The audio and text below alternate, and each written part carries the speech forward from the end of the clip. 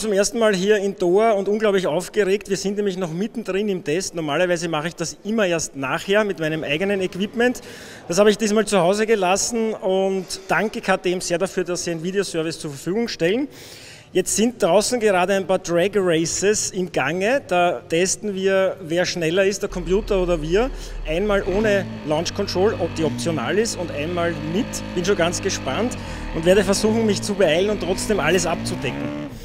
Fangen wir natürlich wie immer beim Design an. Auf der EICMA, wo die Super Duke zum ersten Mal gezeigt wurde, hatte sie das Pech, neben dem Prototypen der 97 Duke zu stehen. Also wieder eine neue Kubatur, ein neuer Motor und ein fast noch radikaleres Design. Da stand sie so irgendwo rechts daneben und ich war ganz verwundert, wieso sich die Leute nicht drum tummeln, weil wir haben gesehen, dass ihr euch noch nach wie vor extrem für die Super Duke interessiert und auch fasziniert seid, genauso wie wir. Wir haben es auch nicht glauben können, noch mehr Leistung, noch mehr Elektronik und das Ganze soll auch noch schneller sein. Das kann ich mal gleich vorwegnehmen, das ist sie auch.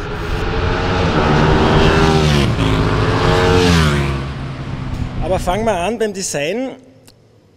Was sofort auffällt, ist diese neue Maske vorne. Das hat man auf einigen Fotos, die von der Seite waren, das waren die ersten Fotos, die zu sehen waren, nicht gesehen. Das muss man sich aus der Nähe mal anschauen. Wir haben das Teil auch heute separat in der Hand gehabt und das ist nicht einfach nur irgend so ein Plastikkörper, klumpert, würde man sagen auf gut österreichisch, sondern das schaut hypermodern aus, hat so einen Alurahmen, ein Alugestell, der gleichzeitig als Kühlkörper für das Ganze dient. Das sind also die LED-Einheiten drinnen, Steuereinheiten und so weiter. Wir konnten das aus allen Richtungen betrachten. Das ist einfach schön massiv. Das ist auch hinten transparent. Man kann sich das Ganze also anschauen, dass das sauber verarbeitet ist. Und ich finde, das hat ein bisschen gefehlt bei der Super Duke. So radikal sie war und so futuristisch, es fehlte irgendwie ein kleiner moderner Touch und genau den bringt diese Maske hinein. Das zweite neue moderne Teil ist dieses TFT-Display in Farbe, hat aber auch einen leichten Retro-Charme. Also das ist ein bisschen so wie der Color Gameboy, den ich zu Hause habe. Aber dafür ist es extrem klar ablesbar. Einige von euch haben gesagt Smartphone. Das stimmt leider, es erinnert etwas an das Smartphone. Da hätte ich mir auch ein bisschen gewünscht, dass ein paar mehr Ecken und Kanten drinnen sind, dass sich das Ganze ins Gesamtdesign etwas besser einfügt. Aber ansonsten schöne neue, hochwertige Neuerungen. Und dann sind wir schon bei diesen Seitenverkleidungen, die etwas weiter nach vorne ragen, ein bisschen spitzer sind. Das ganze Motorrad ein bisschen strecken und das ist aber keine optische Täuschung. Der Radstand ist nämlich relativ lang, auch die Schwinge hinten, damit man diese Kraft auf den Boden kriegt. Ich habe mit dem Hermann gesprochen vorher, der ungefähr so lang ist, so groß ist wie das Bike lang.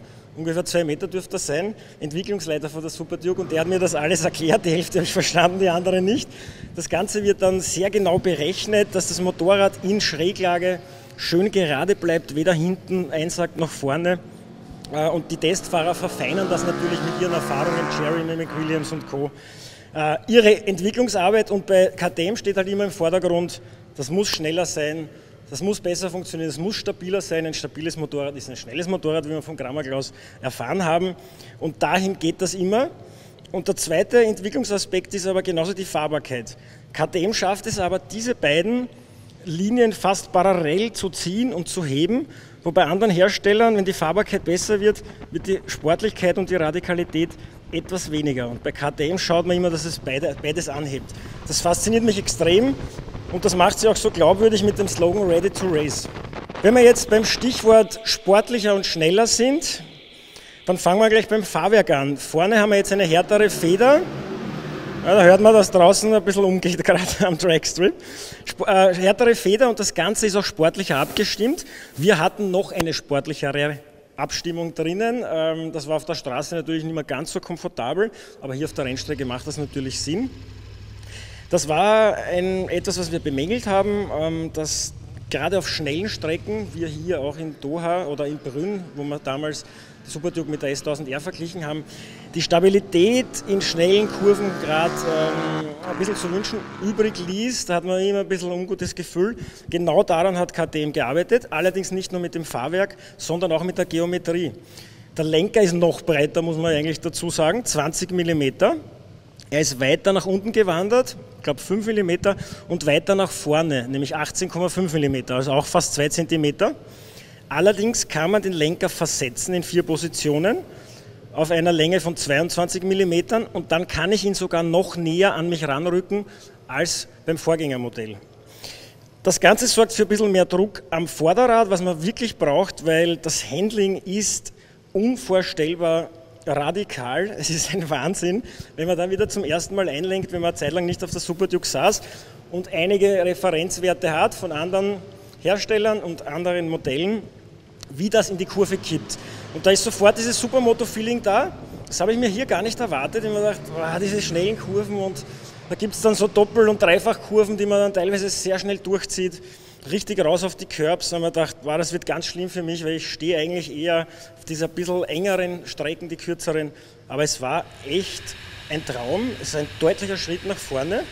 Natürlich beim Rausbeschleunigen auf die Startziel, da arbeitet der Lenker schon, da sollte man richtig vorgehen. Und der Wahnsinn ist halt, es ist deshalb so anstrengend, weil man auf der Startziel nicht ausruhen kann. Auf dem Superbike haue ich mich einfach hinter die Verkleidung, entspanne die Arme und lasse mich treiben und da kämpfe ich so, am Schluss habe ich fast keine Luft mehr gekriegt in der Bremszone, da war ich echt so am Hecheln. Und dann bremst du und alles ist anstrengend. Es ist halt wirklich anstrengend, obwohl das Handling so radikal ist, vielleicht auch weil es so radikal ist, weil du, gerade wenn du die Strecke nicht kennst und ein bisschen ungenau fährst, jederzeit korrigieren kannst, du kannst richtig schön ziehen, reindrücken, aufstellen, kannst dich runterhängen und das Motorrad schon ein bisschen aufrichten, dass du schön rausbeschleunigen kannst. Und das Ganze kostet natürlich Kraft. Also ich bin im ersten Turn, muss ich zugeben, wirklich rausgefahren. Das hat mich an meine besten Supermoto-Zeiten erinnert. Echter Wahnsinn, wie man da umrühren kann und ich bewege mich gerne am Motorrad. Gerade am Naked Bike bin ich gerne unten, weil es natürlich ein bisschen höher ist und ich ein bisschen vermeiden will, dass ich einen Highsider mache, sondern eher schön einen Lowsider mache, der mir heute nicht passiert ist. Dem Kollegen leider schon. Es stehen aber noch 2 Sessions aus, nämlich Night Sessions bei Flutlicht. Das wird überhaupt die absolute Sensation. Deshalb möchte ich schauen, dass ich jetzt fertig werde. Die Werte vom Motor, stehen natürlich im Testbericht, den ihr auch unbedingt lesen könnt. Da ist viel mehr Technik drin, die möchte ich jetzt nicht ganz detailliert beschreiben. Wir haben jetzt 177 PS, wir haben 141 Newtonmeter Spitzenwert. Ich glaube mich zu erinnern, dass der 144 war. Dafür ist das Drehzahlband jetzt breiter und ich habe schon ab ungefähr 2.500 Touren über 100 Newtonmeter. Das muss man sich einmal auf der Zunge zergehen lassen. 100 Newtonmeter sind ein echter Wert, den andere als Maximalwert erreichen, also nicht so große Motorräder, aber wenn wir da im Tausenderbereich sind, 100 Newtonmeter ist eine Benchmark und das habe ich ab 2.500 Touren. Das ist absolut nichts. Ja, und es ist aber nicht so, dass die Super Duke noch so schlechte Manieren hat wie die Generationen davor, sondern das funktioniert alles viel geschmeidiger, viel weicher, sauberer auch was die Abgase betrifft, keine Frage, Euro 4. Und angeblich verbrauchen wir auch weniger. Einer von euch oder vielleicht einige haben mich gefragt, ich soll auf den Verbrauch achten. Das macht halt auf der Rennstrecke relativ wenig Sinn. Also ich habe auch nicht drauf geschaut oder das irgendwie gemessen. Es wird ständig nachgetankt.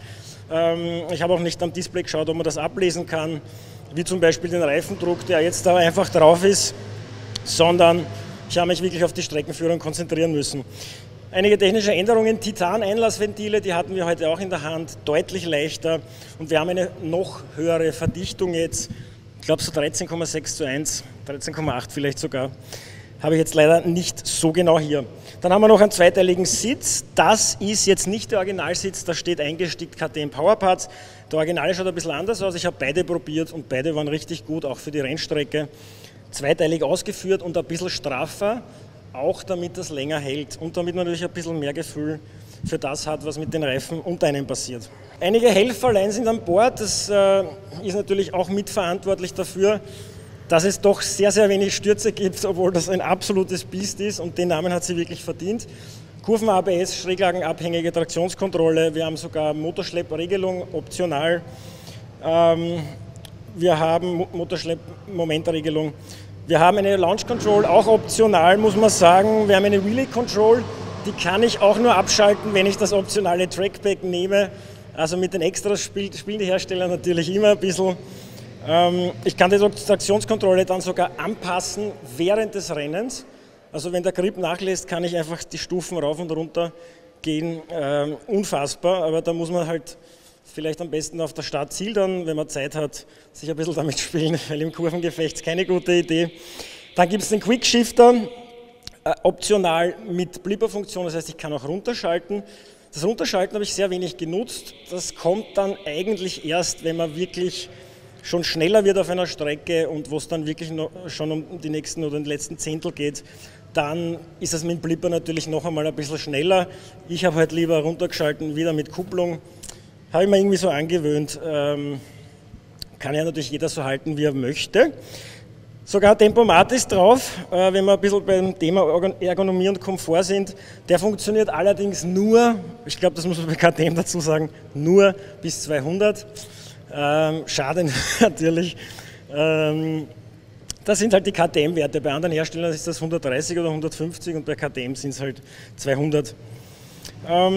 Ganz neu auch, wenn wir bei dem Thema bleiben, ist das KTM Race On. Das ist ein bisschen ein übertriebener Name für ein Keyless-Go-System, das heißt, den Schlüssel kann ich einstecken. Bei uns ist er jetzt hier drinnen unter dieser Verkleidung, damit nichts verloren geht. Dann habe ich hier einen Button, den ich kurz drücke, da ist ein Schlüsselsymbol oben und dann schaltet sich das System an und dann kann ich durch einen kurzen Druck auch, kann ich den Motor starten. Finde ich total angenehm und was ich auch angenehm finde, fast am tollsten, das kam halt gar nicht zur Sprache bei der Präsentation, der Tankdeckel ist auch verschlossen, aber der ist dann offen, Entschuldigung, das heißt, ich kann zur Tankstelle hinfahren und kann das einfach aufmachen. Wir tanken ja immer wieder bei den Präsentationen, es ist so nervig mit dem Schlüssel und aufsperren und da kann ich einfach öffnen und sogar wenn ich den Motor abstelle und schon bei der Tankstelle stehe, habe ich 1 Minute Zeit, den Tankdeckel noch zu öffnen, bevor er sich wieder selbstständig verriegelt. Also das sind so Kleinigkeiten, die finde ich ganz, ganz nett, obwohl wir hier von einem echten High-Performance-Bike reden, das wir auf der Rennstrecke hier testen. Ich habe vorher schon die Extras angesprochen, da bietet KTM 2 Packages an, Track Pack und Performance Pack. Beim Track Pack ist dabei der Track-Modus, da kann ich dann wirklich alle Fahrhilfen selber regulieren und einstellen. Ich habe ein paar Riding-Modes schon oben, Street, Rain, Sport heißen die, glaube ich. Und beim Track-Mode kann ich wirklich alles einstellen, da kann ich dann auch die Anti-Wheelie-Kontrolle ausmachen, keine gute Idee. Jeremy McWilliams, Testfahrer von KTM, hat gesagt, im 3. Gang schnallt das hoch und im 5. Gang hat er auch schon gewheelt draußen. Also komplett gaga und deswegen habe ich das nicht angerührt. Ich habe meine schlechten Erfahrungen mit ABS off und so vom GT-Test, wie einige von euch wissen.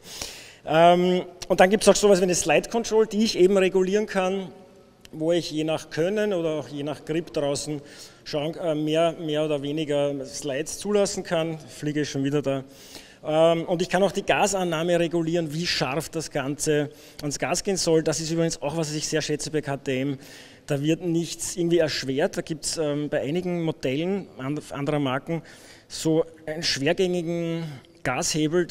Ich glaube, dass das ein leichtes Sicherheitsfeature ist, auch sehr weite Wege, die man da drehen muss, und das ist bei KTM nicht so. Da kann ich richtig so richtig schön zupfen und wenn ich dann ans Gas gehe, dann geht das ans Gas.